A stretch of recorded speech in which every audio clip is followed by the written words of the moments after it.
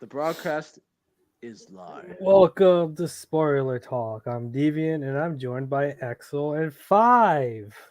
Yes. Today, I today we should be talking about Arcane, Cyberpunk Edgerunners, and video game adaptations as a whole. those are our topics. Yes.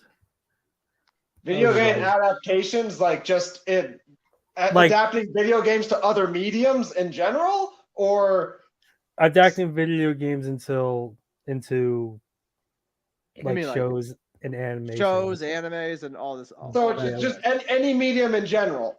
Yeah. Okay, so so movies. It sucks unless it's Sonic. Oh wait, no, hold on a second. We don't know about Mario yet. That still has potential. I mean potential is the word to use because it's got name recognition for sure for days even. Yeah. Oh, absolutely, because Jack Black, as far as I'm concerned, is killing it as freaking Bowser. Yeah. We'll get to that though. We'll Yeah. get to that. Yes, So I right, got- right then. Yeah, so I guess we'll start with Arcane and we'll just go over our general thoughts on it. It aired a year ago as of tomorrow. As of tomorrow. Well, as of tomorrow, the first 3 episodes that would have aired. But it's been a year since Arcane came out. And still no season 2. Worst show ever. While they're still making season 2. Well, they announced season 2 immediately, so we just have to wait another 6 years. Yeah, Or 5 now. 5. yeah. Yeah. Only 5 more years to go. Yeah. And God forbid someone gets COVID, then 12. Yeah, Dude, COVID's just a myth, man. I don't know what you're talking about. Of course. The president said it's over, so we're in the clear. Oh no, we want to bring politics to spoiler talk. That's some deep shit, man. Well, actually, he hasn't said it's over yet. But anyways. Oh, yeah. He's actually said the opposite, but it's, Okay, Mr. Deviant. Okay, whatever. Bring it home. Let's bring it home here. it's It's already been a year. Huh. yeah, it's already been here, and it's still being talked about. Well, why not? Because it did the one thing that we as a group have agreed that is needed desperately in the world of animation. Something that is different in animation. A style. I mean, really cool. you're right. It reminds us that animation is not an art form; it's a medium. And, that's why I love the Love, Death, and Robots stuff. It shows you, the whole scope of what animation actually means. But Arcane, I mean, Well, what Arcane did that makes it unique compared to other animations is that it found a way to blend 3D animation and 2D animation. yeah, it also worked like directly with the freaking sound team because those people deserve a goddamn medal. Yeah. More often than not, you could find a show that is guttural trash, worst actors, worst CGI, you name it. But for whatever reason, God, the freaking sound team carries it. Don't get me wrong. There are times when you just sit there and just go, "Where is the sound team?" Yeah. But the Never thing is, underestimate the power of music. yeah, at the end of the day, music carries emotion, and it can carry scenes that are, for all intents and purposes, dead on arrival. Just because, damn, those beats are great. It can also blow up moons depending on what series you're in.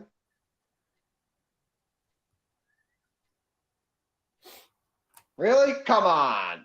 Oh well. No one's watched Symphogear? All of you get off. Oh, man, Deviant, come over here so I can smack you. Come here. Come here. I don't watch here. Simple Gear. Yes, so come over here so I can smack you. I admit that I was not paying attention and I just missed it. I'm a little ashamed myself, considering that's my You jam. should be. Next time I see you, I'm going to smack you too. Well, that's fair because, again, I deserve it. I have all the girls on my wall, so I should. All right.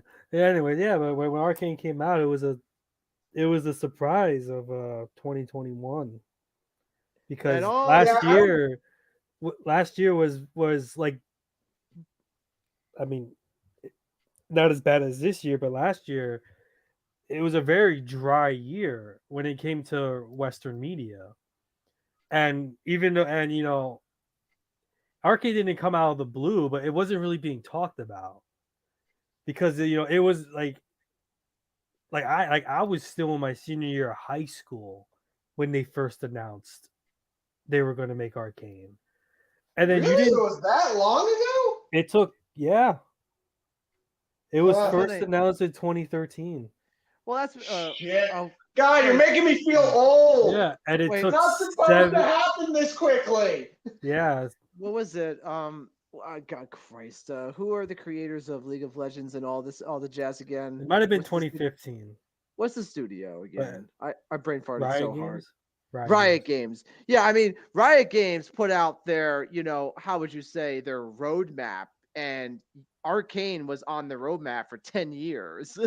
Yeah, So yeah. It like might have been. they It might have been the 2015, not 2013. point is that they put out the roadmap and they said they were making an animated series. And everyone and their mother and of course people who played League of Legends were like, "Oh, cool." Everyone else who didn't play League of Legends was like, "What?"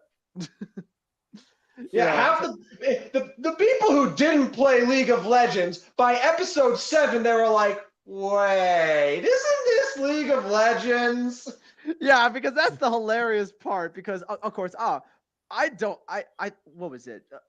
5. We had a stint way back when we played League of Legends, and I mean, when Arcade came out, I sat there and said, I mean, I don't know anything about League of Legends anymore. So, who are these people, and are they even playable characters? Well, the The thing answer is is yes that, all around. well, yeah, because like all the main characters are, well, not all of them, but most of them are playable characters or references to other playable characters. That makes more sense. And And what but what they did was that they they changed the lore on pretty much all the characters.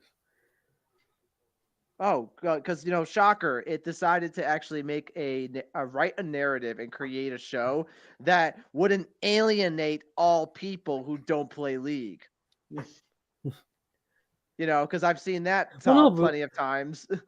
well, because the thing is, like, that was a risk for them, Of course, it was. for them to sit there and say that, yeah, we're gonna make this animation of League of Legends, but we're gonna change the backstories of some of these characters, even though within the game, the lore is vague, not vague, but it's not overly detailed, where there's a lot of gaps. It's there, but that's So about it it. so it gave them room to like mix stuff around, but but they were able to take like the smallest detail of something and actually make a whole story on it. Like for example, with Vi and Jinx, it's only like very very subtly referenced that they're sisters, and that's just through voice lines. Exactly, because a proper narrative. Because their actual backstories, they don't say anything about them being sisters. Yeah, last podcast I said something similar. A good backstory is not thrown in your face. It is given to you in small snippets Yeah. over the course of a story, and you learn more about characters. Yeah, but in the case of this, it's like it's literally just two voice lines that references that. Yeah, what Because Deviant is talking about is the source material they had to go off of was pretty bare bones. yeah, because like I mean, they had there's a lot of world building, but the specifics of what actually happened, yeah, they pretty much had to do all that. Well, and yeah, it goes to show that they did a because very good job of crafting that. yeah, because like with Vi getting a reference that she has a sister, it's when she has a conversation with Echo, and I'm talking about in the game, and both characters are on the same team. Echo will say something, and then he'll be like, "Oh, I'm sorry, I forgot you don't like talking about your sister." And then Jinx has like a standard voice line where she says, "Oh, you think I'm crazy? You should see my sister." that's the only reference that they have sisters. And it's always been like a theory that they've both been sisters. I mean, I'm not like overly into the lore, but like that was like, it was like a community fan theory that they were both sisters. And so the writers decided to use that and essentially mainly change Vi's backstory to be able to make them sisters and use that for like the crux of the story. Mm-hmm. And they did that Again, with and with a lot of the characters, their backstories were changed, but they did it so to better tell the story. And if it was a smart choice to make the story better, I can't say. I would have to do a deep dive into the League of Legends lore, but just for someone who's a normie from the outside, they did a phenomenal job of what they did. well, that's the point, because the thing is, we are talking about like, we're literally talking about video game adaptations, right? One of the critical things that every studio and every director for so many years now has struggled to do is take existing IPs and make them successful by being able to introduce them to a broad audience. And the reason why so many of these IPs fail is because, well, I mean, whoever's at the helm does a pitiful job. And what that means is, by doing a pitiful job, is that they're not properly able to incorporate the lore, air quotes, and then where the lore isn't, how would you say, easily digestible for, someone who has no idea what League of Legends is, or at all. And the thing is that, you know I'm just like you. I don't know anything about the League of Legends lore. I only know, like, oh, I think I know that's a League of Legends character. That's it, because I can look at a picture and go, that's probably League of Legends, but I don't know anything about that. So for someone like myself who has no idea that this is League of Legends, gets to jump in, and then they just give you an incredible story. In the end, they were able to incorporate their lore in a way that allowed for, the fans to at least be, how would you say, like, appeased, and or that they realistically liked it. And again, a purist will never be pleased, but point is that they were able to tap a huge mass audience with what they created, and they were extremely successful, because that's what everyone's been trying to do for ages, because they're trying to create something out of, effectively, a piece of media that very few people, or only at the end of the day, a niche community likes a lot, and then turn it into something that's going to make a lot of money by ideally being able to cater to a mass audience. And Arcane managed to knock it out of the park. And that's one of the reasons why they were so successful. And obviously, they were uniquely stylized, and they were incredible at doing that. They had a lot of experience making, freaking, because they made all the videos for all the ads and videos for League, and already this is the first feature length thing they did. So they had all of the talent they needed. They just needed to put it into a different form, and it went off famously. Yeah. And I think because they already had so much experience making short, well choreographed scenes and sequences with good music, I think that experience is what was absolutely necessary, and and one of the pivotal reasons why Arcane succeeded is that they were able to adapt that pre-existing experience into a feature length, and it paid dividends. It's like some of those things were like freaking 30-minute music videos. I'm still partial to, I think it was the second to last episode, the Echo versus Jinx on the bridge. Yeah. Best fucking episode in my book. Yeah, because they didn't just sit there and say, we want this animation to be made, but we're gonna toss it to another studio and have them do it, and occasionally do like a 2 to 3 hour call a day to fill in any gaps or answer any questions. No, two they brought in two people who worked on the games to direct the show because they knew that in order for them to not only make it good, but to also make the changes that were necessary without pissing off the fan base, they needed to bring inside people in who already knew what they were doing and to make smart choices and to decide what to put in and what to not put in. I mean, I would hope that, because we have seen, I guess, see, unfortunately, video game adaptations to current mediums, regardless of what they are, be it TV show, movies, whatever. And well, I guess, I don't know. I can't speak. Well, no, they are video games, duh. But those types of transitions historically over the last like couple of decades have been absolutely freaking horrendous. They are just notoriously known as just dead on arrival. I think, what was it? Because if we went What are you back, talking about? The latest Resident Evil thing was great. oh my sweet Well, Lord in heaven and I'm God. pretty well, sure there is not an IP that has been slandered more than Resident Evil. we'll That is get to literally an entire podcast. we'll get to that Uh, later, but but my point that I'm making at the end of the day is that, in the last, probably in the last few years or the last half decade, we have seen, okay, I say, I can't even say a couple of movies because it's really just Sonic. Sonic was is by all accounts the first film, the first video game adaptation film that has been very successful, whereas every other freaking video game adaptation that has been made to film has been horrible, to say the least.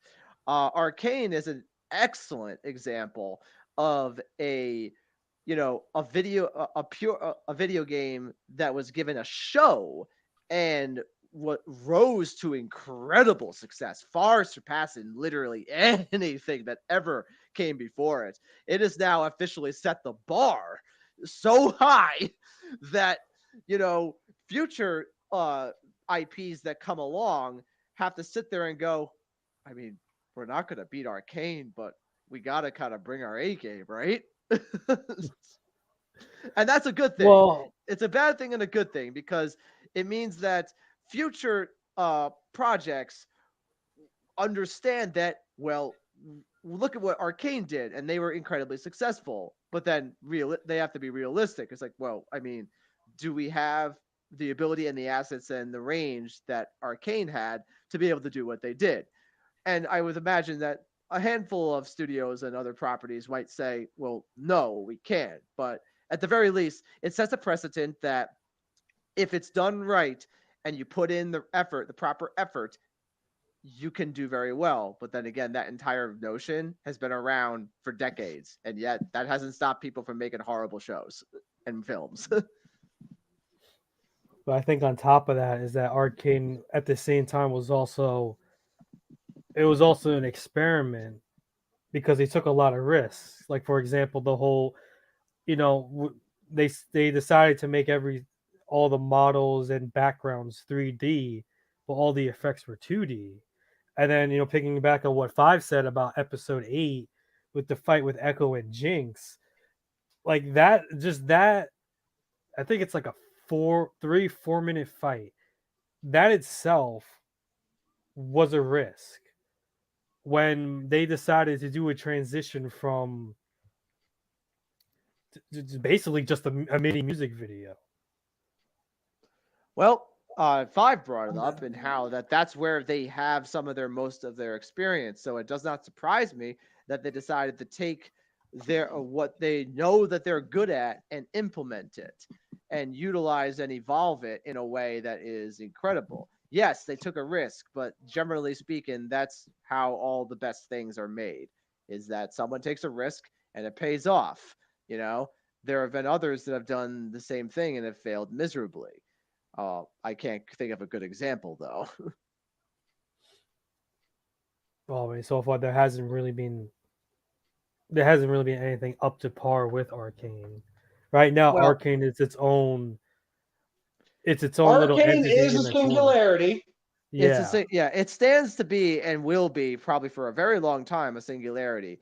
Kind of like it's just it's going to be one of those things that no one's going to try to beat Arcane because everyone already kind of knows that to try to shoot for a goal like that is just asking for failure.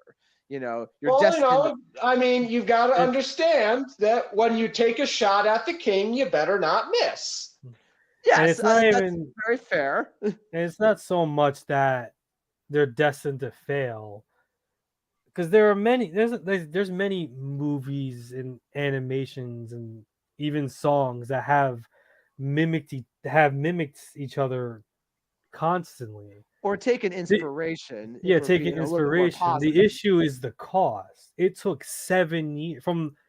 I'm not sure from the moment it was announced, but let's just say hypothetically, from the moment Arcane was announced, it took 7 to 10 years for 9 1 hour episodes, more like 9 40-minute episodes to be made. Mm-hmm. For it to, and then for it to get, I mean, I just checked, 5 stars on Google, still sitting at 100% Rotten Tomatoes, and then to get all these awards that it rightfully deserved, it it set a benchmark. And it's like, yes, other people saw that and were like, we would love to do that. The issue is that the risk is now gone because they know what the risk is. It's just, are they willing to pay the cost to do that? Are they Well, willing are they willing to sit there and say, we're going to take 5 years to make a triple A animation? And well, to be Just reality is, these days most people, they're not. well, We live in this we live in this time where, like, where studios tend to lean more towards quantity over quality. well, you say yeah, it's funny you say that because it's not like Riot only dedicated 5 7 years to an animation. It was just one of their many projects they were doing at the exact same time. So that's the thing. They It's not like they were an animation studio where their revenue and their bread and butter was churning out a TV series, right? No, that's not what they were. They made several different variations of mobile games and other additions to their games and other projects all at the same time of developing Arcane on the side over the course of the last 10 years. All of that was happening in that last decade for Riot Games. And not to mention filled with its own controversy, but I'm not even going to go into that. But the point is that, it had to deal with plenty of different things going on, many different stuff. And it wasn't like your standard anime studio who sits there and goes, well, the main thing we do is we pump out anime. So, I mean, realistically speaking, a developer, let's just say, I don't know, give me a name. Give me a name. It doesn't matter what it is. The publisher, as in A publisher. Just give me a publisher's name. It doesn't matter who. Activision. Sure, Activision. Actually, that's oh god. Okay, well, let's say Activision finally decided to see the light. Okay, Blizzard. Then that's better. How about That's even Blizzard? worse. that's not I better. don't know. That's worse. And it's Okay, not Blizzard anymore. Wait, what are they? Are they? Didn't they change their name? Typhoon. No, I think they're still Blizzard. They're still Blizzard. Oh, They so that haven't was just a meme then. no, Shows no, how no, much no. I They pay haven't. attention. They haven't Umbrella Chronicled this shit yet. They're still called Blizzard, but they're under Activision. Well, I Okay. mean, yeah, I know that much. Yeah. Well, I thought okay, they changed their name to like Stormfront or something. I wouldn't be No. I was like, surprised. no, we're not Blizzard anymore. I My think that was only a point meme. my only point that I am making at this point is that it doesn't matter what the studio is. It could be a nameless studio, but if based on what Riot Games is, respectfully, another studio could decide to allocate resources to build an animation. Not maybe on the same level of Arcane, but they can certainly do it because again, okay, so it's like, well, we have to look at Arcane and the amount of development that went into it. Yes, but it if Riot's Games decide to say we're putting a teams A, B, C, D, and F all into Arcane, their development cycle will probably be 2 years. you know, but they didn't. So realistically, a studio could or a developer could theoretically, it's like, well, we have an IP. What if we wanted to do something like Arcane? Well, it would just mean that it would be an investment. But most animations are that. They're a very expensive advertisement, you know? So you invest time to build up a particular animation of some kind or a series that advocates or pushes your IP, whatever that might be, and you put it out there when it's completed and you polish it to make sure it's excellent, because again, haste makes waste, and Arcane proved that, like, no, take your time, put it out. We will put this out when it's done. The old mantra of Blizzard when they were actually made good games. Well, you could thank it. Well, I don't know. I was about to say you could thank Activision for that, but I mean, at the same time, Blizzard made that choice. But But No. Blizzard. What Blizzard did was they made Warcraft Reforged. That Yeah, was did. what Blizzard did, yeah. and that was just one of the greatest insults in gaming. I Never mean, have I seen a company are you just shit on their sure? fan base. I mean, Diablo Mobile, that was No, pretty no. bad See, too. here, the thing you have to understand about Warcraft Reforged is Warcraft 3 was the RTS genre. It the game, like the mechanics, the story, everything. People loved the shit out of Warcraft 3. That was like, if there was ever an 11 out of 10 game, that was Warcraft 3. And it was one of the most successful games Blizzard ever made. So for them to rehash that game however many years later, I mean, you'd think, like, this is one of your breadwinners. You want to do right by this game for the sake of your fans, and like, Yourself. this is basically like your baby, and they straight up, like, just threw their baby out the window as they drove by. It was just like they did everything they did to that game was horrible. And the best part was when it went live, they crashed the Warcraft 3 BattleNet. So they managed to piss off literally everyone. Yeah, so all the people that didn't give a shit about Warcraft 3 at the time, well, they now do give a shit, but not in a good way.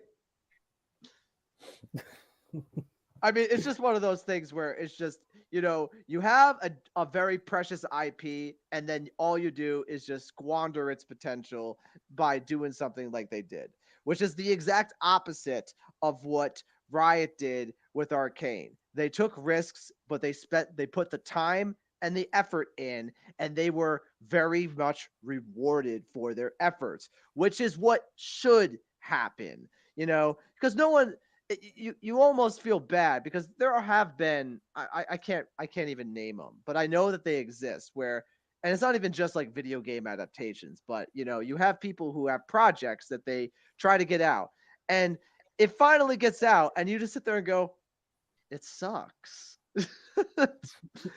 And you sit there and go, wow, how long was this in development? And there are those horrible cases where a game or a series or a film is in production for so many years, and then it finally comes out, and those who are so excited for it are finally able to see it, and then you just get there and just go, what is this? This is terrible. So we have seen cases where time has been invested, but maybe the effort wasn't all there. And to be fair, we don't know the logistics behind what caused the problems, because we all see, certain films that are green light, and we kind of tilt our heads going, why was that green lit? Did you guys not realize that that's probably doomed to fail right away. It's Hollywood; they'll buy anything. But yeah, I mean, at the end of the day, I mean, the precedent that needs to be set has been set, and I think it's a good thing. And Arcane will is legendary in that aspect because it shows what can be done when the proper effort has put in and the proper time has been put in. Those two things have to come together. You can put in the time, and you can put in the effort, but if you don't have both together, you're gonna have a shit product no matter what. You'll rush, or you'll have no effort. It doesn't matter. You need both.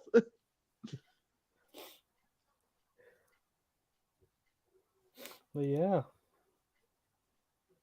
it definitely does go to show that, like, I mean, Arcane has definitely set the benchmark It's good. for at least making a animated video game adaptation.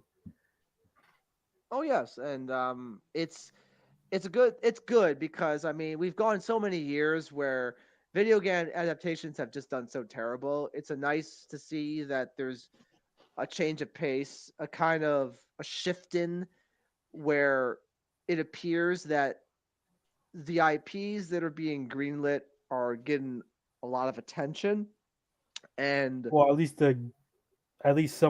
most of the game IPs are getting a lot of attention because, you know, I mean, we'll touch on this later, but like, we've gotten Sonic, which has done well. mhm. We've got Arcane, which is based on League of Legends, that has done well. Cyberpunk Edgerunners has done well. We have what's upcoming. I know. I think I think it's January. We're getting The Last of Us, a live action adaptation, Oh, it is a which is live it is a live and action on HBO, and b- based on the trailer, they got the aesthetics down, so that's a start. As for the acting and the direction they're going to go and what they're going to change, I don't know. It's still too soon. well, if at the very But least, and then there's Mario coming out that is animated that looks good. Some criticisms about Chris Pratt being Mario I because was that was inevitable. It was I so mean, he inevitable. doesn't sound Italian, man. I don't No, know what the hell they're doing. yeah, that's I the issue. of It's course it not is is because and just to clarify, because everyone hates Chris Pratt for no reason. It's not that Chris Pratt is Mario. It's that his voice doesn't sound like Mario. of course not, and because it doesn't. They picked somebody for the role, and see. Okay, so I don't know enough of Chris Pratt's portfolio, but I know Jack Black has done voice acting works in the past, and I don't know if Chris Pratt has done a lot of that at all. See, and that's the def. We all watch a lot of anime, and we all have seen good dubs and we've seen bad dubs, And what is unique about like Jack Black's performance, so far in the trailer of Mario for Bowser is that I don't really hear Jack Black. I hear his Bowser. You know, he brings a whole new cadence to the character. I don't really hear Jack Black. Like, because when I think Jack Black, I think of School of Rock, which is one of my favorite Jack Black films. So when I see him playing Bowser, I sit there and just go, I can't hear the Jack Black. I'm just hearing this new Bowser character that he's bringing to the screen. But when I listen to Chris Pratt, now granted he had less lines than Jack Black as Bowser in the trailer. But when I listen to that, I sit there and go, okay, I hear Star Lord, I hear Chris Pratt. I don't. He's not bringing anything to the role. He hasn't. It doesn't sound like he's emulated Mario in any kind of capacity, or even attempted to give him his voice an accent or alter it in any kind of capacity. And I can see where a lot of people would not like that, and I understand that because I too would be if I was a big Mario fan, I too would be a little annoyed by that because I'm like, where's the at least a moderate monochrome of Italian accent in that?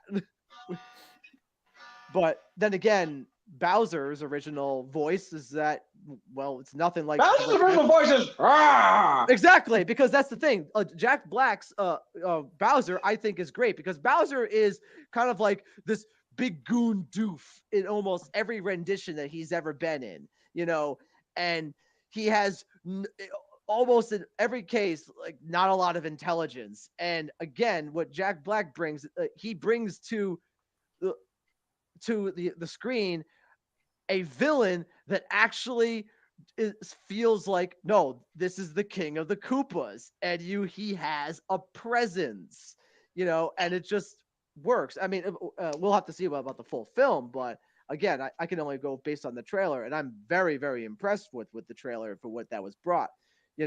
Every other character, I have no idea. All I know is that Chris Pratt. Hey man, Luigi was spot on.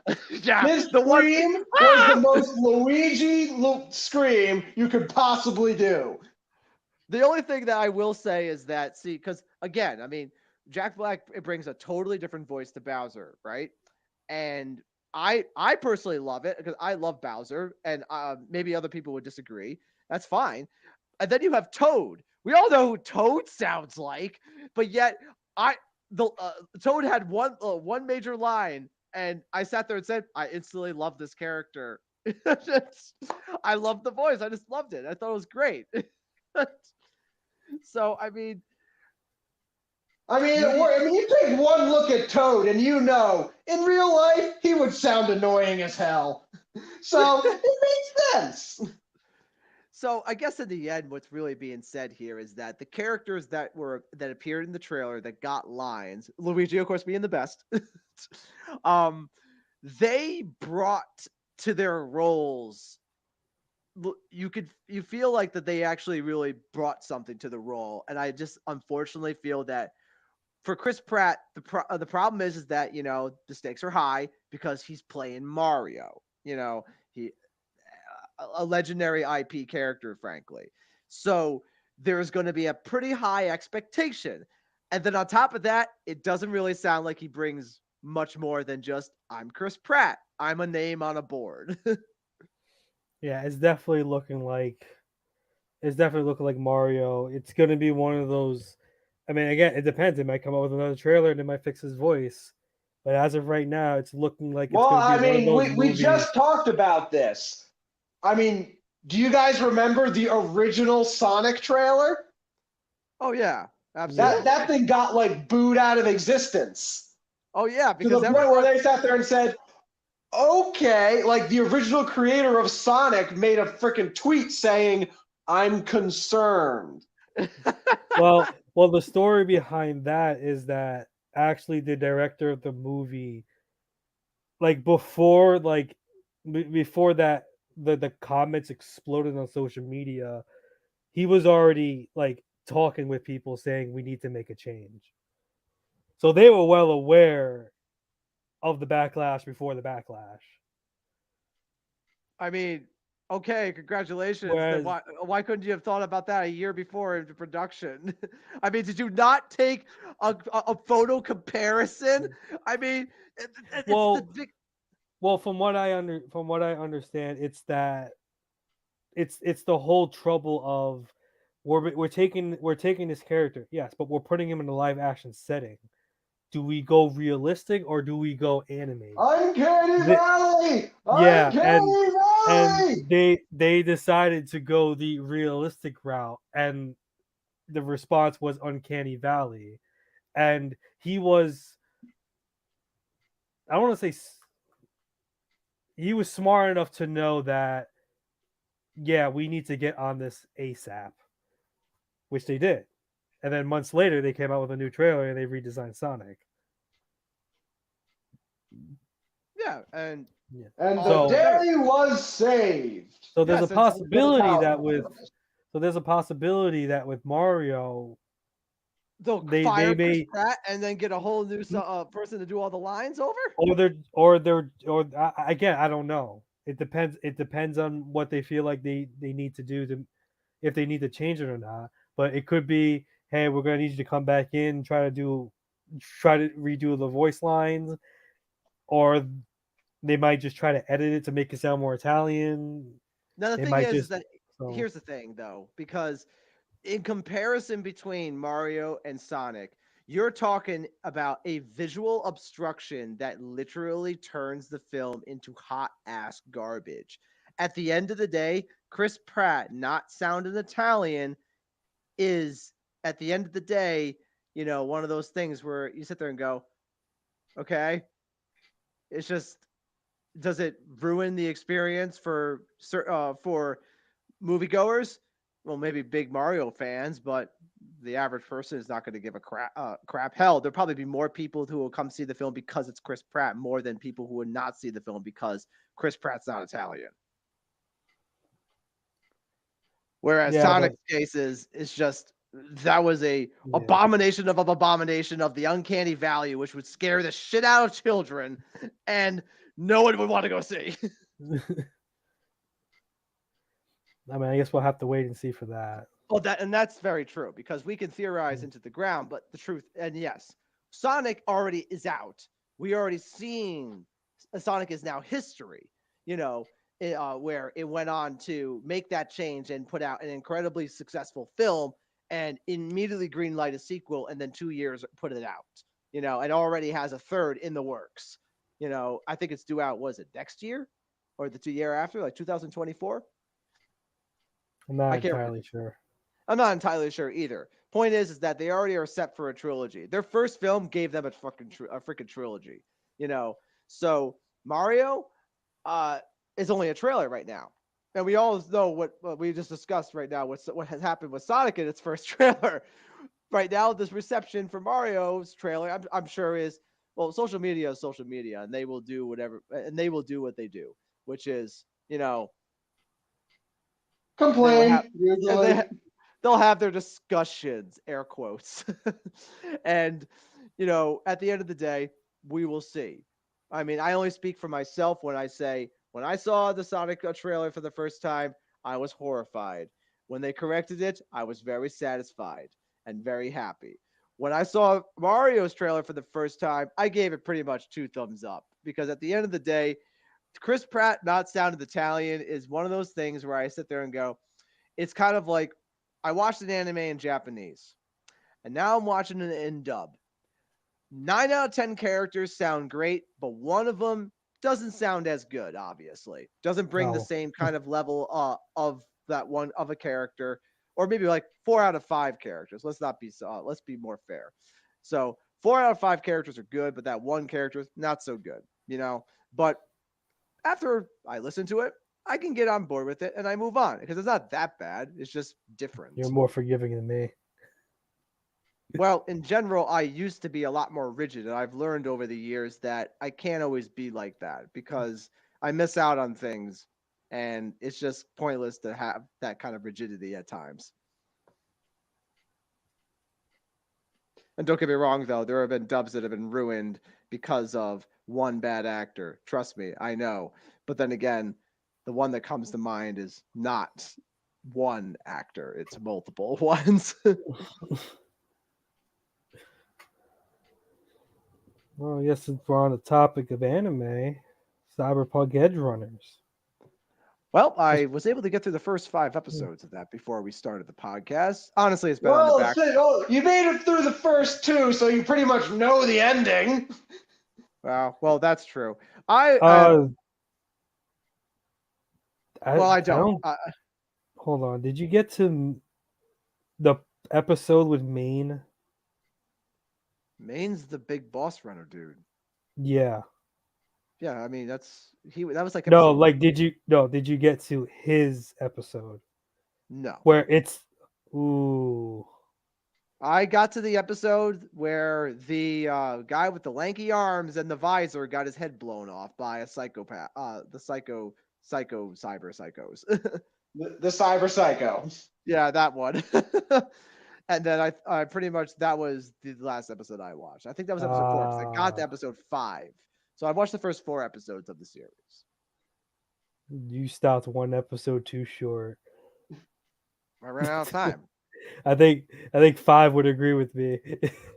The episode with Maine was, in my opinion, the peak of with Edgerunners. Well, unfortunately, I haven't Uh, gotten that far, but I don't.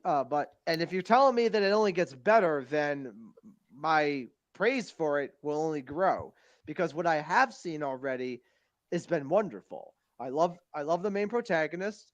I love, I love all the. So far, I love all the chicks that are in it. The one cyber chick that's always with has her Kiwi! Kiwi. It's That's what Kiwi! Kiwi.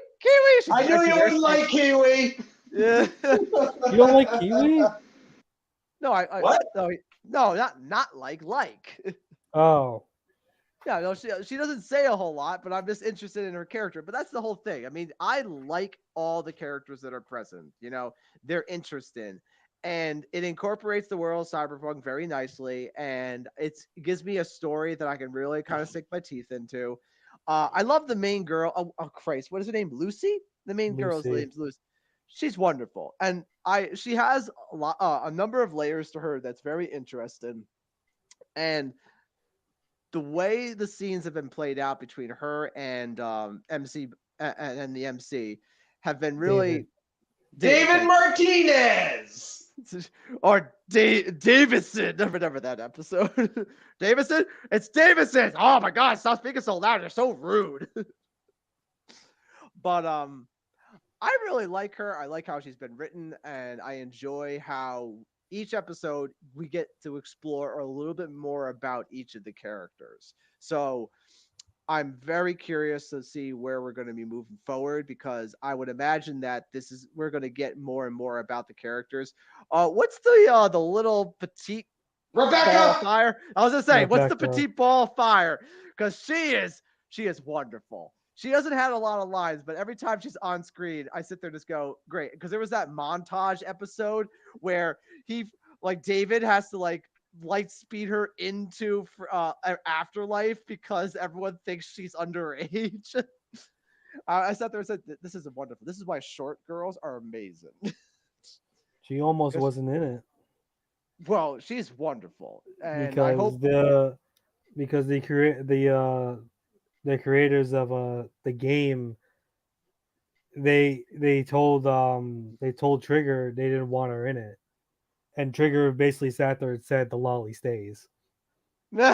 She's not going anywhere because their argument was that in the world of cyberpunk a character that looks like her wouldn't exist, and they basically said that's absurd. This is a future where you can if you have the money you could actually not 100%, but you can do a complete sex change and make yourself look like whatever you want.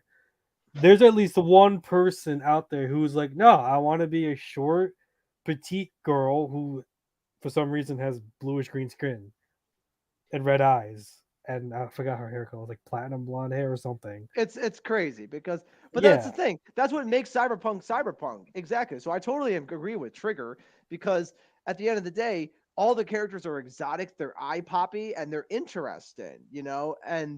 And because they are designed and the way that they are, and then since they exist in a world that they do, it just becomes all the more interesting to learn more about them.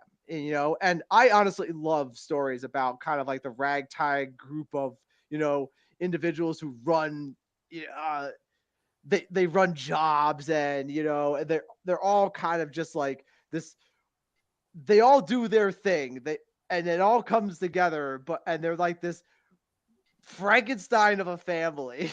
You're looking for the phrase. The phrase is motley crew. There you go, the motley crew, and they absolutely make a motley crew. Like there was a scene at the end of that montage. I think it's episode 3, or I think where you just have it's right after David paints the green insignia on his yellow jacket, and you get that. Yeah, it's called Cyberpunk Edgerunner, but he puts BR for Blade Runner.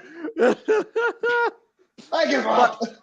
but like that scene, that shot with just the cool ass music playing, I really enjoy because it gets a really cool shot of David. He's like he has a subtle smile on, and he's done a number of things with these crazy characters, and he's kind of found a little place that is like he could call quote unquote home. And I just really enjoy it because one of the things is that obviously Cyberpunk, because we started off really, really dreary, but then again, that's Cyberpunk for you. It sets a very, very obvious tone. Yeah, and the one thing that the show did excellent was that it never really, really hammered it in. It was just like this is the world, and this is you're following these types of characters, and these types of characters are not the rich and wealthy, but there are people that are rich and wealthy, and this is the difference. And they're showcasing, and the show goes out of its way to show multiple instances of how different the world is it if versus if you have the Eddies or not, and it paints a very dark picture. So to get to that episode, to get to that scene where David is slow walking with the crew with that subtle smile, I really just kind of sat there and said, "This is awesome. This makes a great show." And I have still so much more to learn about all the other characters. So I'm very looking forward to the progression and finding out more. Yeah, but it is funny how you say that because it's like, because you say that and I'm like, oh, he didn't get to the next episode. He didn't get to episode 5. Oh, I guess Yeah. Maine dies, but whatever. Well, because like because the thing about Edgerunners is that it to me it really encapsulates the idea of this bleak dark story of like this is like this world, or like Night City is the result of basically like what would happen if the world's governments fails and the corporations had to step in and then throw in throw in advanced science. And it's not like it's not on par with something like Black Mirror, because Black Mirror is a little different when it involves like, the dark future of technology, because in a way it's more like grounded and realistic, and they basically took like, oh, this has already happened, we're just going to amplify it. With Cyberpunk, it takes it to the next level. It's like, what if we had the technology to just replace body parts? Mhm. What if there was, I know in the extended lore it's mentioned that there is nanotechnology, but it's still experimental. But it's like, again, it's a world where, I know me and Five talked about this before, is that, as he said, it's the end of humanity. We have gotten to the point where it's like no, if I woke up tomorrow, it's like, I want to be a woman and I have the money to do it, I could just do it. That's See, the not thing that is, it's the not. thing about Cyberpunk, and the reason why I am so enamored with Cyberpunk Edgerunners, is that it is, in the truest sense, a cyberpunk story. Because cyberpunk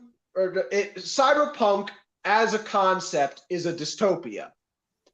And it is, the symbol is, the world, a cyberpunk world symbolizes the death of humanity, because we are now at the point where people are literally carving up their bodies and replacing them with machines.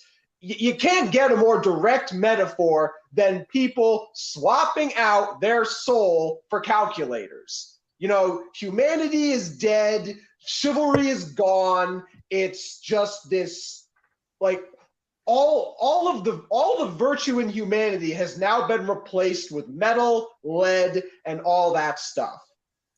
And so it's going to be a dark world. If it wasn't a dark world, it wouldn't be a true cyberpunk. And that's what Edgerunner does, is, and you're talking about that scene where it's like, and you're right, he found a home. He found the last vestige of humanity in an otherwise horrible, bleak world.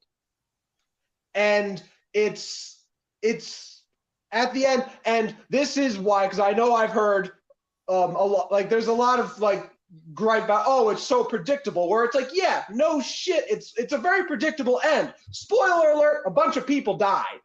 Because they're trying. They are holding on to their humanity, and that is, at the end of the day, a weakness.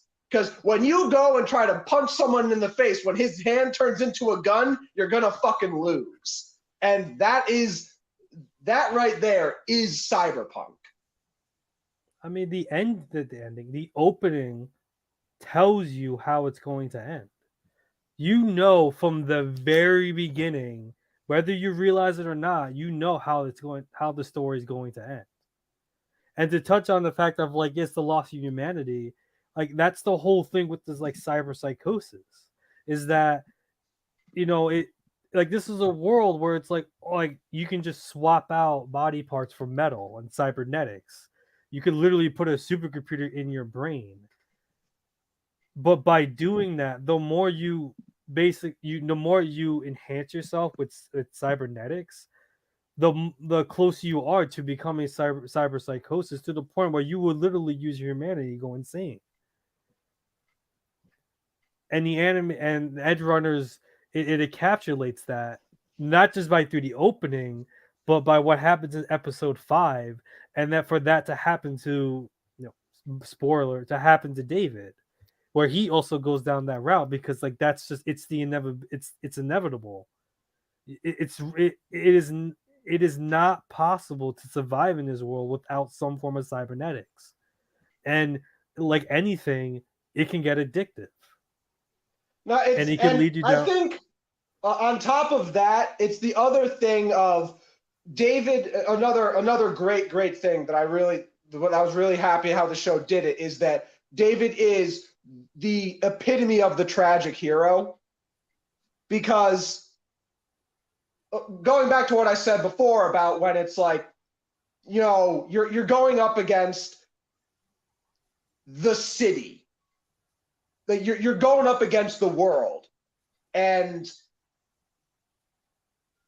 David, one of the most important lines I felt was like in episode probably like 6 or 7, when David says the line of, "Maybe I'm just special." And that right there is like it's perfect. He gets this hero complex. He thinks he has to save everyone. And he thinks he can actually make a difference because he's special. But at the end of the day, he's not. And he's another cog in the wheel. Was it episode? Was it 3 or 4 when he's talking to Lucy and how he basically says is that he doesn't have any dreams, like he's not a dreamer, but he's the type of person who will make other people's dreams come true. Right. It's the line actually that he says when he's talking about his mother, and Lucy brings that up. And it's very tragic, especially in this world where it's like the world is designed to crush your dreams. No. The world does not crush your dreams. The world feeds off of your dreams. Because that is the corpo machine is fed by the dreams of people who aspire to better themselves, and they're just like, yes, give us your lifeblood, give us your energy, we'll use it to make more money. And that's the merciless machine that society is to become when you remove the very soul of it. It just becomes this own perpetual machine that uses the raw resources, people's hopes, dreams, and aspirations to fuel the insatiable greed of corporate capitalism. To feel to feed the greed of people who already own the world. The world's not enough. And I mean, to make a reference to another cyberpunkish series, the Matrix, when the Oracle says, when Neo asks what does the Merovingian want, and she just goes, what people in power what people with power want, more power. Because that's all that's left for the corporations that have in Cyberpunk. They already run the world.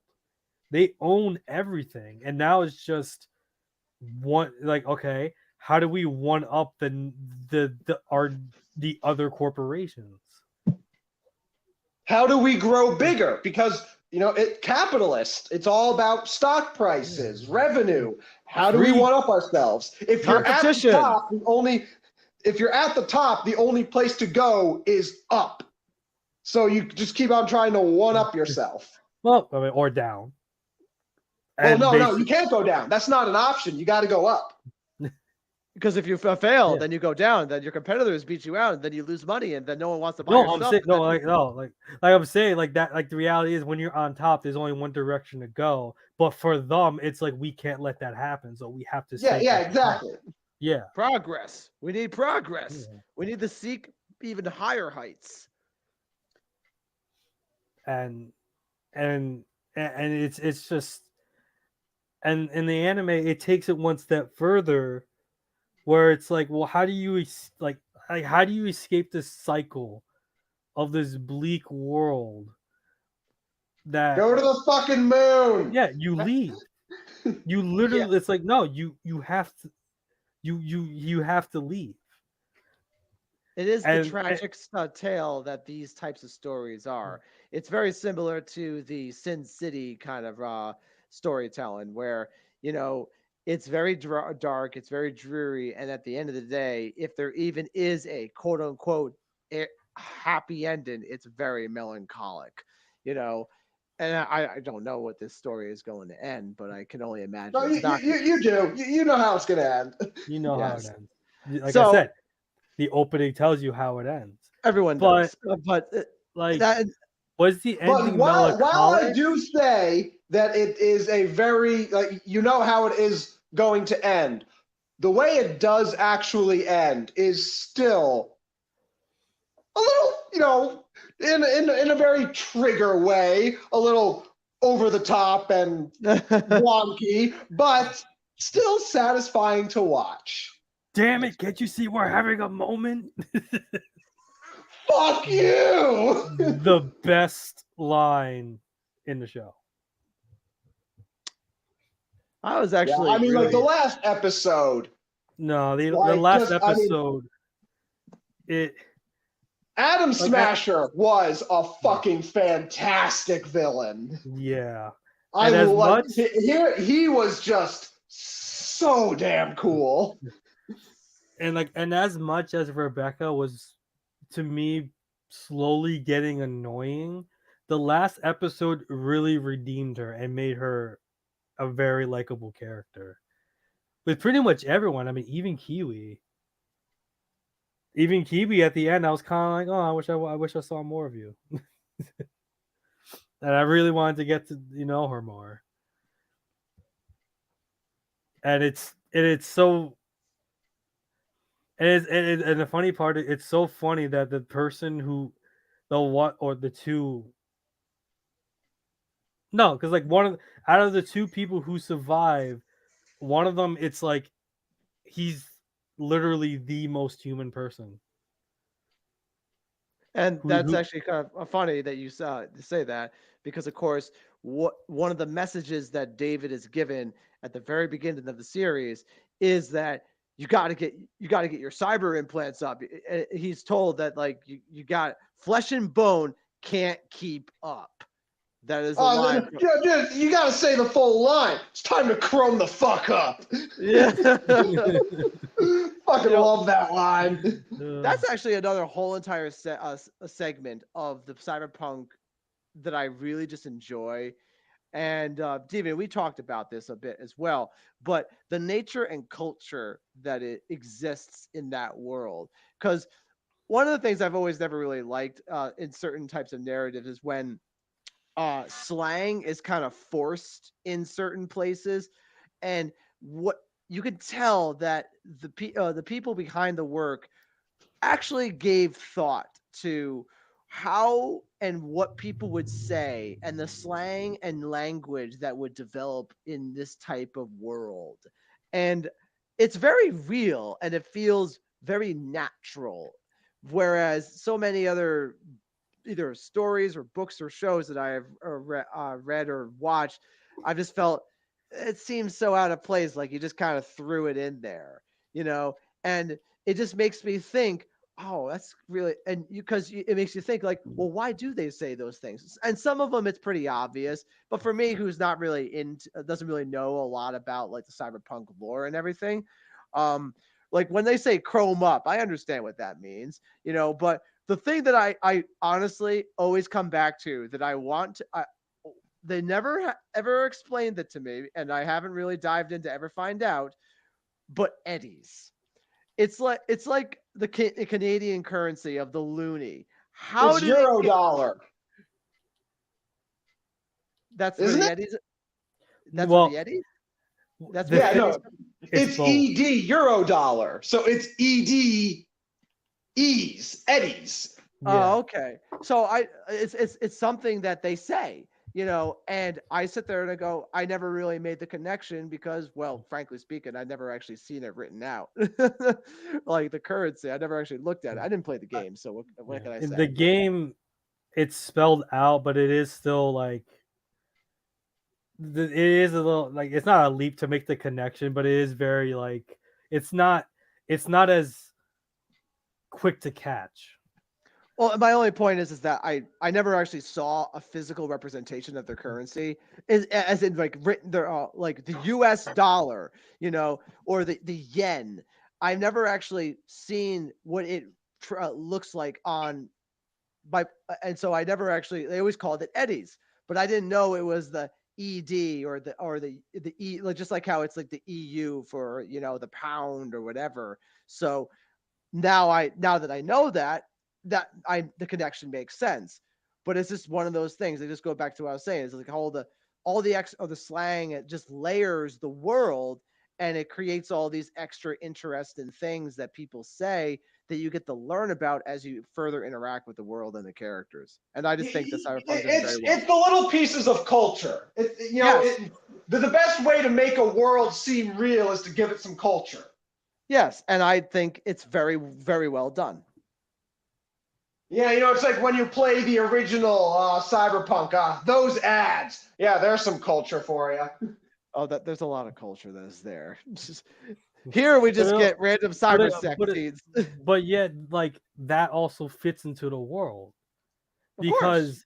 because from the outside it's like no it's a rated R game and they just have they have very explicit advertisement, but then when you actually play the game and you know the story it's like no it makes sense that these type of very explicit advertisements are just being broadcasted in daylight. The world sucks and people like their distractions. Yeah, because I And mean, one of the standout things from the game that I remember when I was watching Five play was it was on a radio station, and there was a radio call that was talking about how because there was AI rogue AI U-boat submarines that were literally destroying every boat that was sent out for shipment. It meant that they could only trade via like air and ground, and therefore the overall shipping prices for all products were up like over 5,000, anywhere between 500 to 1,000%. you know and just well, listening to that, I sat there, it's like, this is so funny to hear. well for And the me fact it that we was don't have a mission in that game where we go fight a damn submarine, I don't know, man. Missed opportunity, if you ask me. well I mean the thing about the whole thing about the cyberpunk like that universe is that it all takes place in Night City. Back when like this was made in I want to say like the 80s where it was just a board game, it only like the main setting has always been Night City. Oh yeah, that is yes. Yeah. Cyberpunk 2077 takes place in Night City. Yes. Yeah. And my So point that I'm saying is that by something like that is that the story revolves around Night City, of course, and it's little snippets that like that from like a random radio station that you happen to be listening to when you're just cruising around in your car or crashing it. Um, Thank you. and and then you hear about, and it gives you an element of world building that ultimately is not, it doesn't contribute to the overall Arcane story that you're doing right now, but it just is a nice extra little tidbit that helps you kind of just further sculpt the world and just one more extra layer. And those things are always nice. I like those little things because those don't need to be there, but the good narratives and the good writing will put them there. Yeah, because I know the one advertisement that popped out for me was when they were basically saying that they were tearing down all the solar panels because the air was so polluted that they basically were obsolete. It was just useless to have. It's just useless now to have solar panels as an I energy missed that source. ad. I missed. I didn't hear that one either. But Yeah, yeah, but it's all those little it's things. not a radio ad. It's a news ad. Oh. And to me, it's it just it sits there and it makes you think like, wow, what if like that like it kind of makes you wonder like what if like this whole like clean energy rave is actually it's not as beneficial as we think it's going to be. Yeah, we have the technology to harness the power of the sun, In liquid but form. Sun but tea. but but for all we know, it could just be useless. Well, that's No, what we if have. we ever got the power, when we harness the power of the sun, is when someone makes a freaking laser capable of burning a hole in the planet. I think we saw this plot line in Spider-Man 2. I could be wrong. That's a little. I know. I The only. power of the sun in the I'm only palm of saying my that hand. because of the background Spider-Man 2 is playing on my TV, so I know exactly. I know what you're talking about. That's a little stretch, but like, yes, like Well, that's what's fun about stories that are Mhm. like Cyberpunk is that they create a world based on a particular type of parameter, and Cyberpunk is based on the one critical parameter is that what if we had the ability and gained the technology to modify our bodies in any freaking way possible. That is what Cyberpunk is built on. For example, like the film Ready Player One was built on the premise of what if the biggest, most ridiculous virtual reality simulation was created, and everyone and their mother lived on it. And that's the crux of the story. So these are interesting worlds and narratives to explore hypotheticals, which is all books and stories. Science fictions and cyberpunk is more, at least in my opinion, is a little bit more interesting when we go down this route. The only downside with this route, and just these routes in general, is that there's only bad stuff at the end of the road because it's all yeah, about because there's technology that progresses to a point where it's too dangerous. yeah, because they're written to be on the side of it's a cautionary tale. Exactly. Cyberpunk is a dystopian genre where you combine low life with high tech, and it demonstrates like literally the motto of Cyberpunk. It demonstrates a dark future of a high tech world. To take it to step further, a high tech world where it's run by capitalism rather than governments. Mm-hmm. To the point where like literally the only way to leave, I mean, the only way to, I wouldn't say or one of the few ways to survive in this world is that you have to leave. You literally have to get off to the planet. It's Well, It's I a mean, in great. this instance, you could. I mean, again, the way to win the game, let's call it that. The way to win the game is to leave like Night City. Yes. yes. If you do anything but that, if your objective is not to get out of Night City, you will lose. You can try to take over Night City, but it will not work No. because they have more guns than you and more money. And that's just always what it turns into. Whatever it is you need, they have more than you, so you lose. That's why you go to Idaho and start just making potatoes. Potatoes. Well, I mean, I don't know because I think it's like I think in the lore, technically Idaho is it's its own country. I know like half the states are not part of the United States anymore. So what you're saying is someone took my idea and already ran with it. Damn it! Well, again, that's if potatoes are grown in this world. No, see what they grow down there is potato PCs.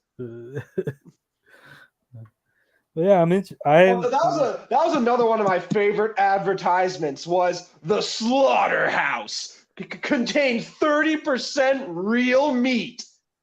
You're bragging about that? That's an accomplishment? It's like, oh yay.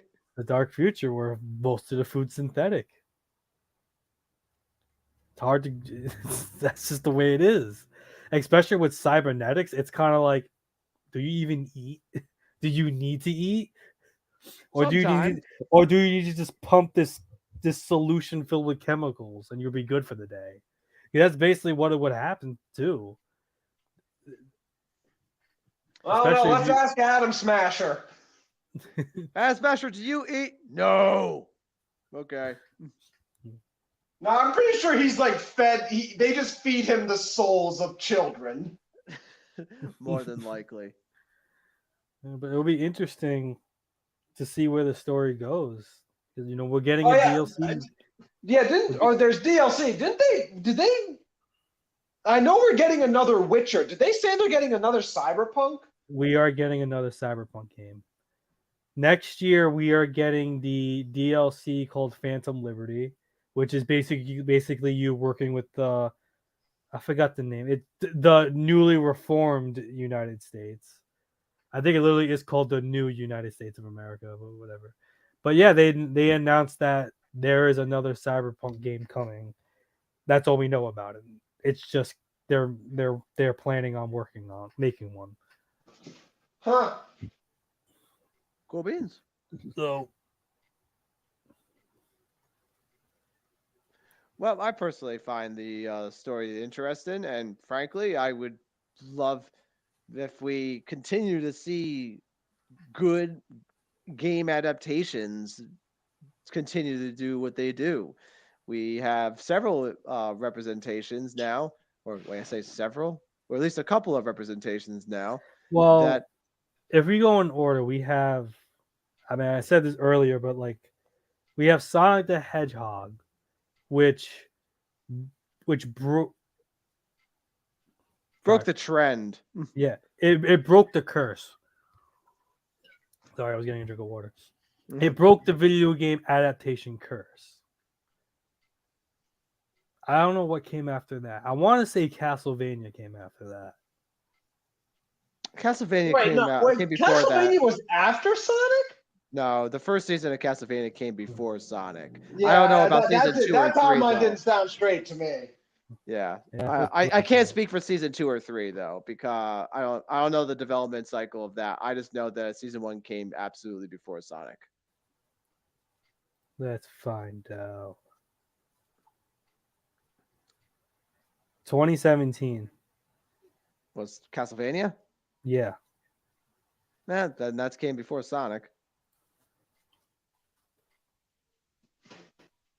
That's another example of another good animated show that just was stunning, and a good that was a good Netflix series that just kind of came out swinging and was amazing.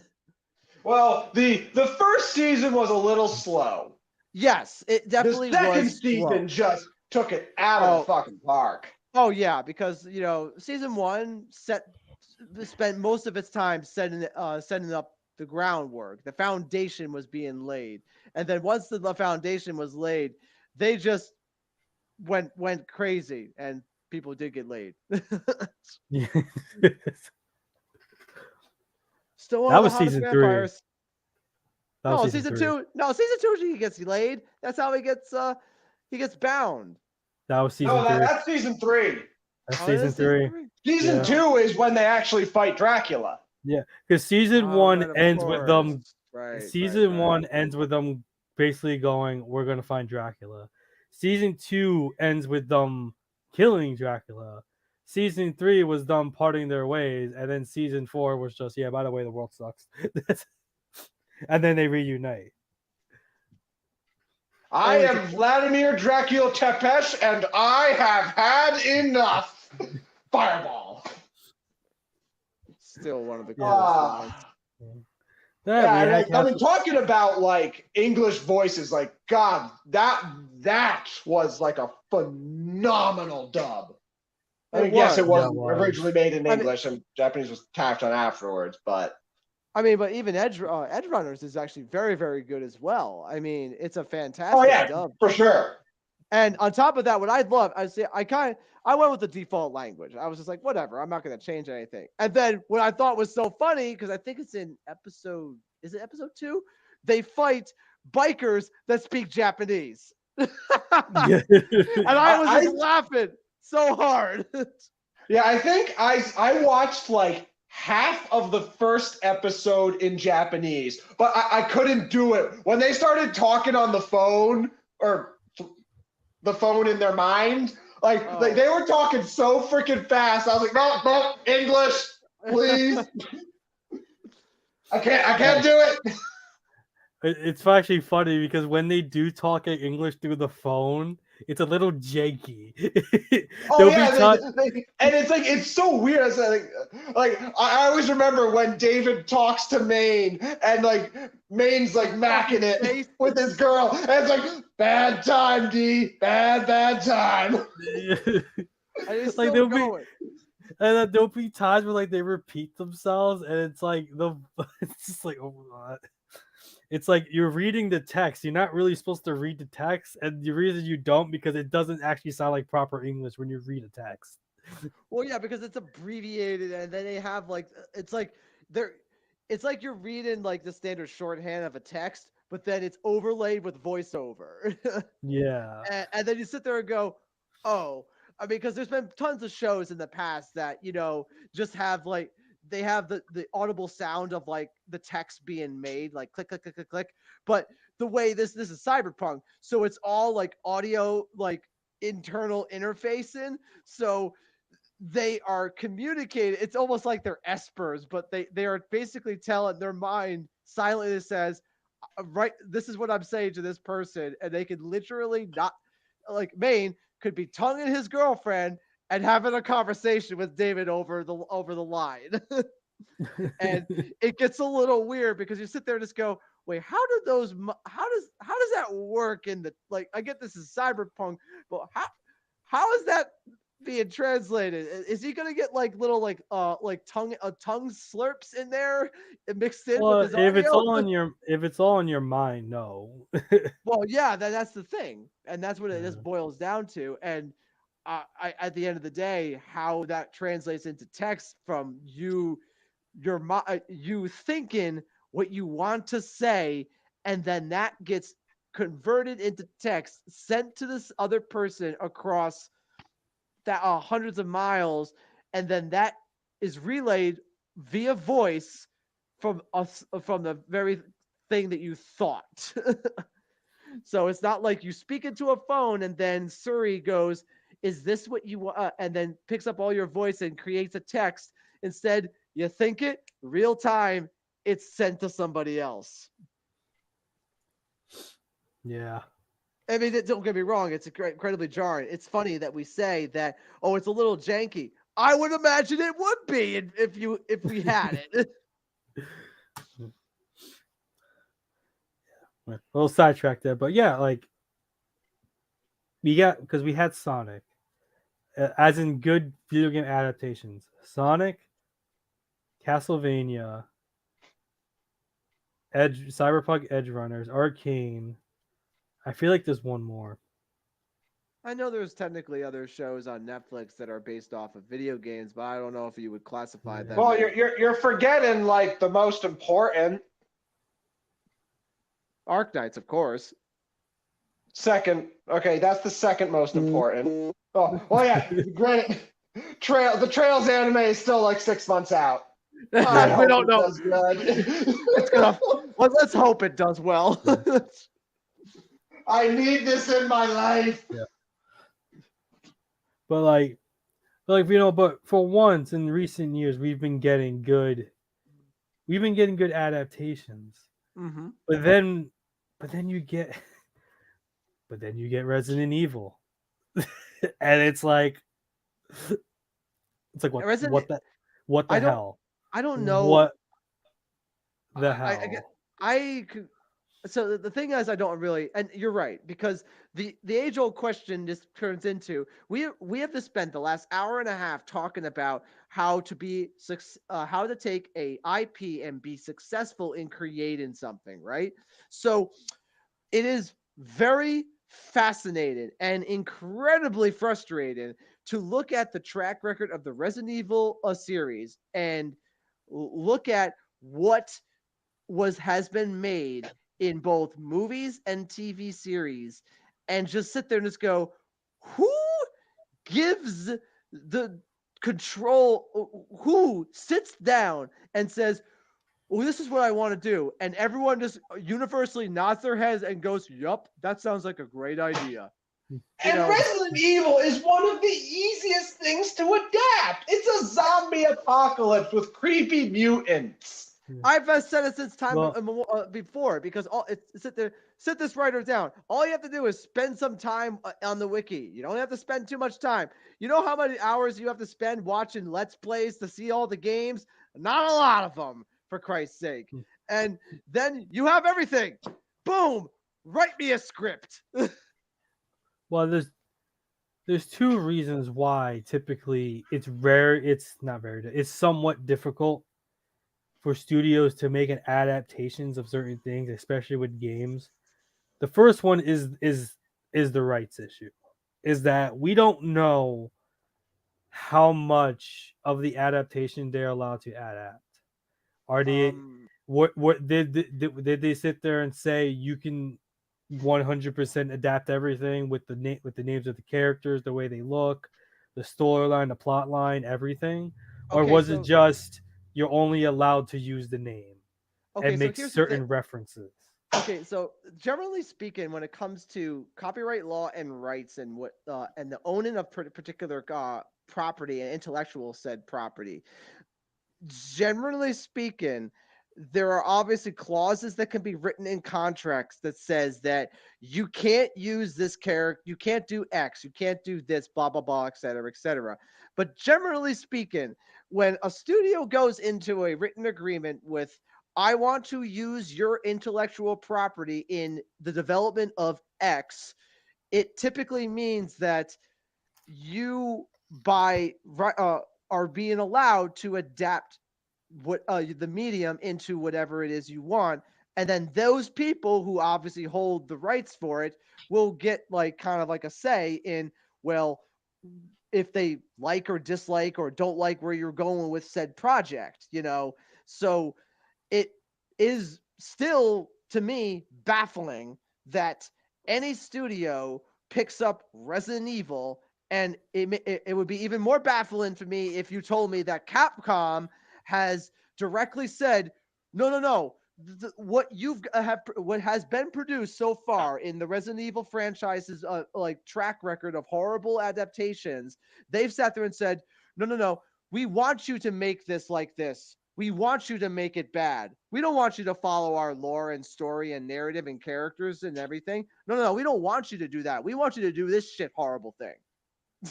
That's where I sit there and go, okay, I I don't know why a Capcom would allow their IP to be used and then go out of their way to dramatically restrict studios in a way that forces them to totally adapt the narrative in weird ways, when especially with what we've seen so far. I mean, the new Resident Evil Netflix series, I can't even speak for it, because they just deliberately decided to make something completely separate in an alternate freaking universe that is devoid of the original timeline. So I cannot speak for that. But the films and the most recent Resident Evil film, it had all of the trappings of the first two games. They just slammed it all, like it's the most recent film in the Resident Evil series adaptations.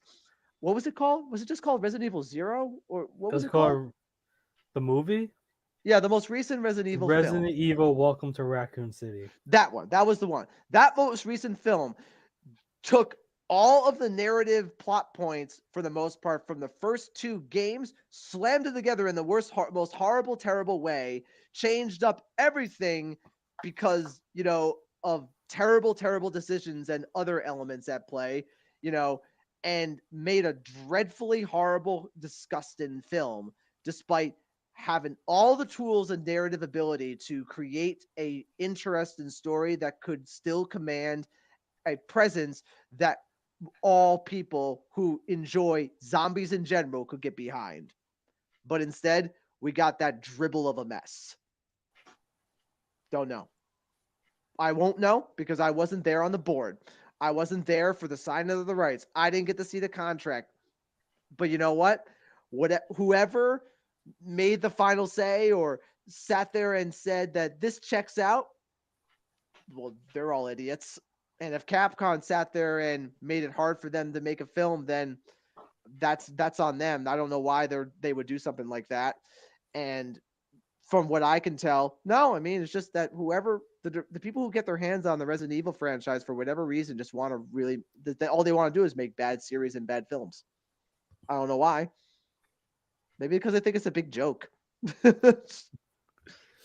that's the thing. They're just all just it's a joke, and we're not in on it. I mean, I can't say for sure. Well, It's I just know it. it's just one of those things that we don't really know what happens behind the scenes, but it just seems like more often than not, there when these companies get permission to make these adaptations of IPs, they don't they're not faithful. No, And because it, and yeah, it's a mix of like, well, how much were they allowed to use, and at the same time, do they feel like they're beholden not to make an adaptation, well, I or mean, sorry, like, a faithful adaptation? the Like, originals. do they feel that because, like Resident Evil, for example, that because it is a Japanese game series, that if they were to make a faithful adaptation of, let's just say, the first game, that it would not resonate with the general audience? Well, I would sit there and say, at the end of the day, the first film is you're locked in a mansion and zombies are out to kill you. I mean, it's a horror film. We've seen films that have come out like that in the past, and it's just, but it's also Resident Evil.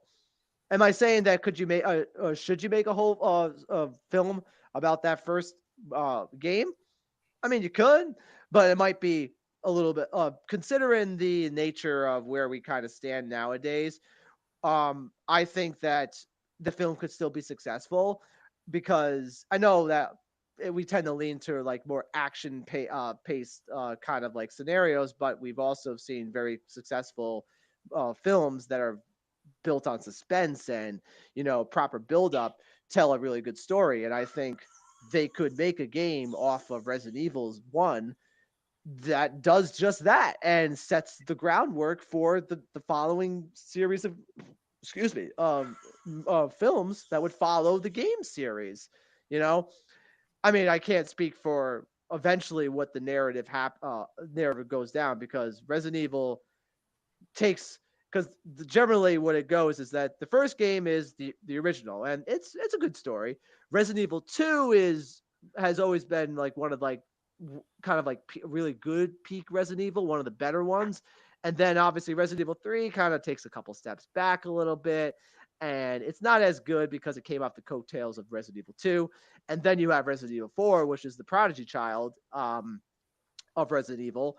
And then subsequent Resident Evil 5 afterwards, and 6, well, Yeah, not so. six was Five and not six well are received. no, 5 and 6 really didn't do so well. And then of No. course 7 and 8 came out with the reintroductions because the game. Because again, like you're gonna tell me that Biohazard, Resident Evil 7 wouldn't translate into a terrifying, suspenseful horror film.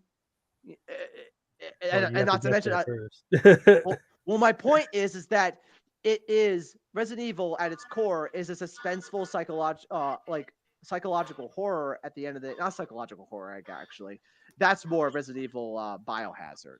Um but it is and has all the framing to be a very intense kind of like suspenseful horror with like action mixed in with it because it's zombies.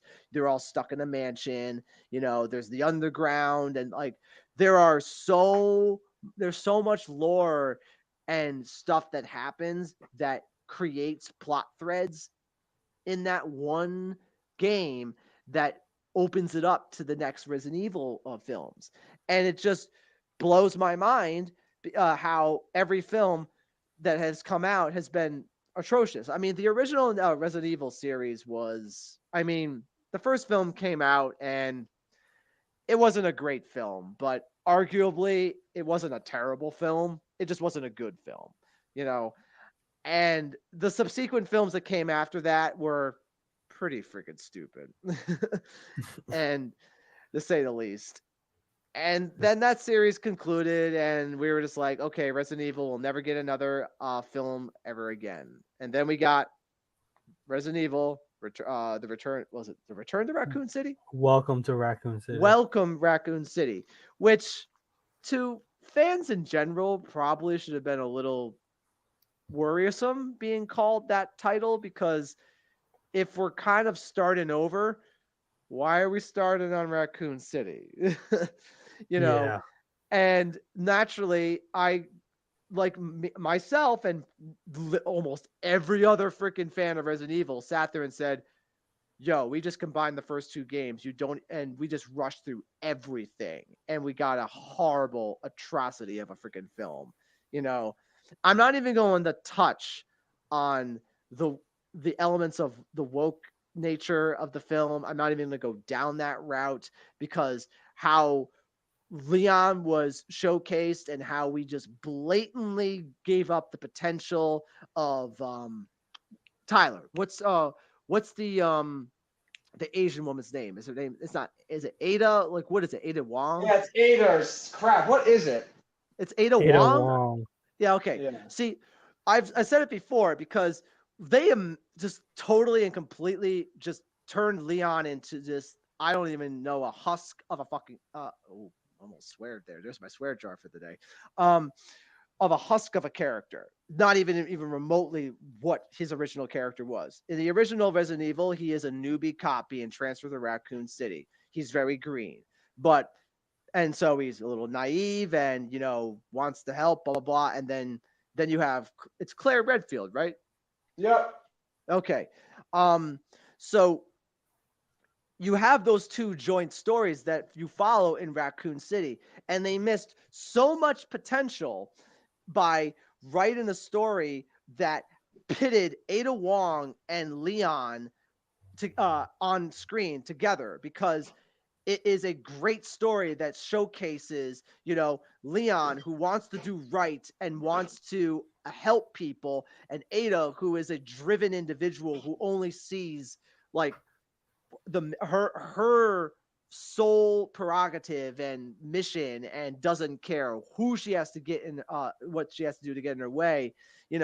These all these elements could have made an incredible narrative, and you could have had one of the in my opinion, one of the coolest enemies in Resident Evil, which is the G virus G, and that progressional like amalgamation and just deformation of the oh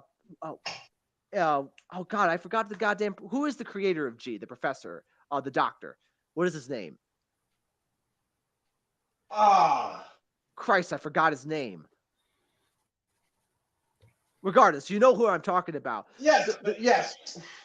To see his descent into his horrific mutation as he slowly loses his humanity, as he turns into this horrendous creature that's built on the hyper evolution concept as he continuously gets killed over and over and over again, reaching to the climax to where he is this amalgamous like worm teeth mouth creature, and you kill him with a what is it? It was an RPG, right? What was it?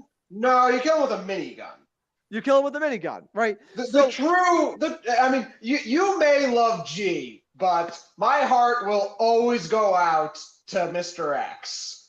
Because killing that dude, I mean, you're playing through that game, and this motherfucker is, swear jar, is ruining your life all the time. You're all careful, you're really, you're trying to get through that damn library, and then you kick the freaking soda can, and he comes stomping in, and you're like, man, now I have to go run all the way around this freaking thing, set off a fire alarms in Canada, and then come back to get up this stupid ladder. So when you finally fight Mr. X and you blow his freaking torso off with a rocket launcher, yes, satisfaction. G was not nearly as thrilling in the game. It was kind of just like, da da da da da da da da. Are you dead yet? No. Da da da da da da da da da da. I mean, I've always just liked the G as a the catharsis of Mr. X cannot be compared. I will concede this because it's true, But here we are talking about all these things, and Resident Evil in every game is a suspenseful horror, and that translates very well in cinematography. So to consistently let this IP be riddled with bullcrap by whatever director or studio's ambition and message or whatever the hell that they're trying to communicate, because every rendition is at least Welcome to Raccoon City was a hijacked film that took the Resident Evil IP and just ran it through the mud.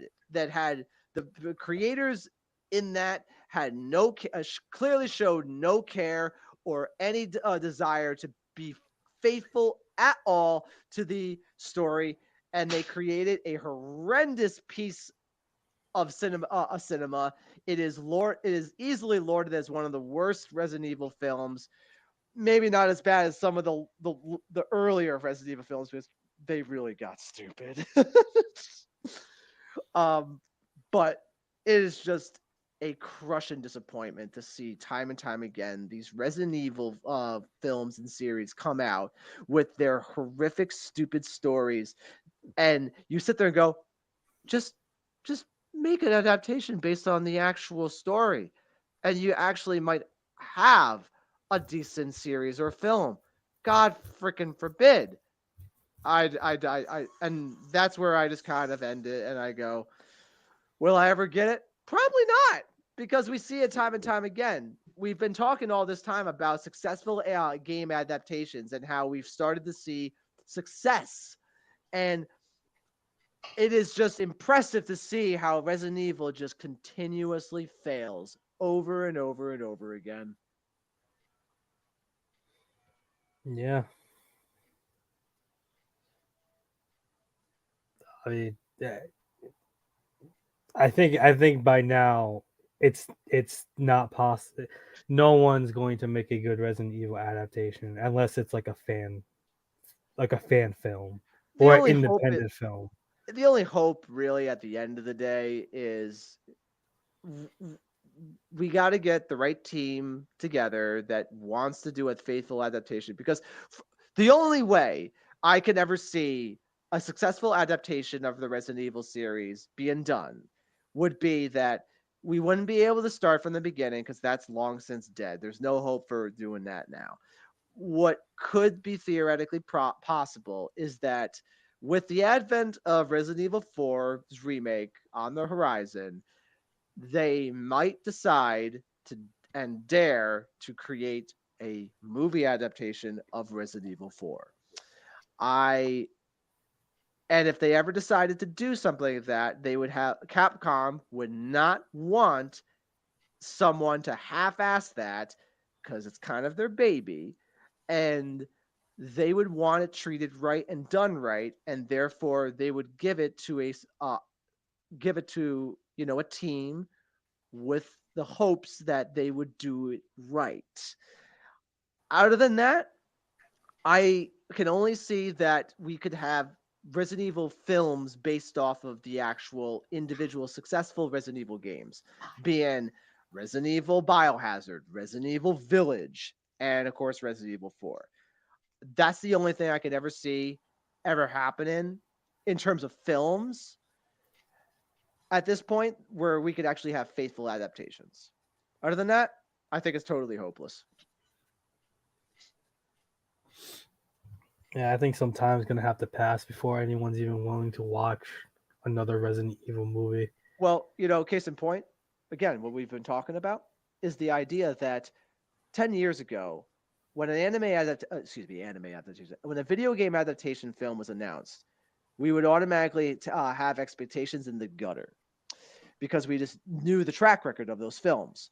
And now today we have a little bit more confidence that some of these adaptations might actually be really good.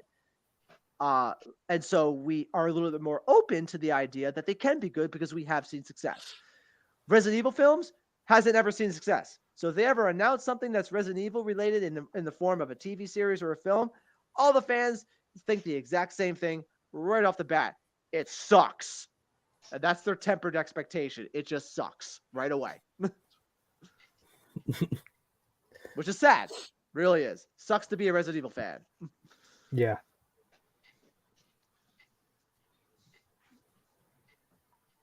But hey, hopefully the game's Resident Evil 4 remake does well. Personally, I would like to see the 5 and 6 remade because those are canonically, narratively the weakest in the Resident Evil series, and I would be curious to see what they would do and change maybe. Yeah, we'll see.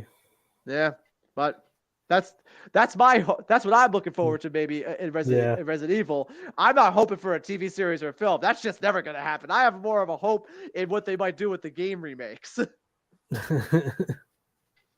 Probably more money in that anyway. Yeah, absolutely. Yeah. I mean, hell, look at all the freaking expansions they did with Resident Evil Village. Resident Evil was good. It was a fantastic game. I would love to see a full-fledged film of that. It would be very difficult to do that. It would probably be a little bit more. You're safer just doing Biohazard. Yeah, Biohazard can be done in the film, but Village cannot be done. It's also way less crazy. Yes, because you have a few buff men. Yeah, between Biohazard and Village, it's a leap. Yeah, which is saying something for Resident Evil. It goes from like, oh look, a return to form. It's not a mansion, but it's a backwater house in the middle of nowhere. And then we go to Village, and we got a 10-foot tall vampire, muck men, and a fucking werewolf that can control metal. Like, not to mention the dolls. The dolls. And Fish Boy. Yeah, and you have to rescue your daughter, which has been divided into 5 body parts, and you must reassemble her for a ritual. Yep. I mean, kill the final boss with nothing but landmines. Well, that's you, 5. And it was an amazing. I didn't have any ammo left, but I had enough resources to make 14 landmines, and I killed her in 7. It's amazing considering that she just never seemed to. It's like, what is he doing? He's putting something on the ground. I'm gonna go over and walk on it. Typical AI bosses. Yeah, she made me. I got scared at first when she pulled out the 4 legs. I'm like, oh shit, she's not gonna. Never mind. It's amazing how she managed to still do that. But again, yes, Village would only ever be functional as a TV series if they ever were to consider that at all. And honestly, as we have already discussed, really what would just be better is if they would, finally actually tell Resident Evil stories appropriately. But they have just ruined that so many times that there's no hope that any respect. No one wants to do it anymore. No one is willing, even if there is a studio out there who legitimately would love to be able to faithfully adapt the Resident Evil games into a TV series or film, they would never be able to do it because it's just they would have to do it perfectly, and I don't know if someone's that willing to try at this point. Yeah, especially after the show. Oh God, I don't even want to talk about the show. The Yeah. show was so disappointing. I really tried to like it. I really did, but between what happened and what they did with Wesker, which was probably one of the only things that the original films did correctly, because Wesker's actor they got and everything was just hilarious and awesome. he was the only character that was in that film series that sat there and said, "I'm having fun." It's just he played his role. He was a villain among villains, and it was great. You know what? He had the best lines, and he was a kooky, fun actor who played a great Wesker, in my opinion. I mean, so Wesker is kind of like an OG villain, and what they did in the TV series from Netflix was just an atrocity, and they should be ashamed of themselves. Yeah. But yeah, Anyways, that's that. And then, that's a good place to stop. We're reaching the 2-hour mark. I guess that's fair. I knew if we got on Resident Evil, I wouldn't stop.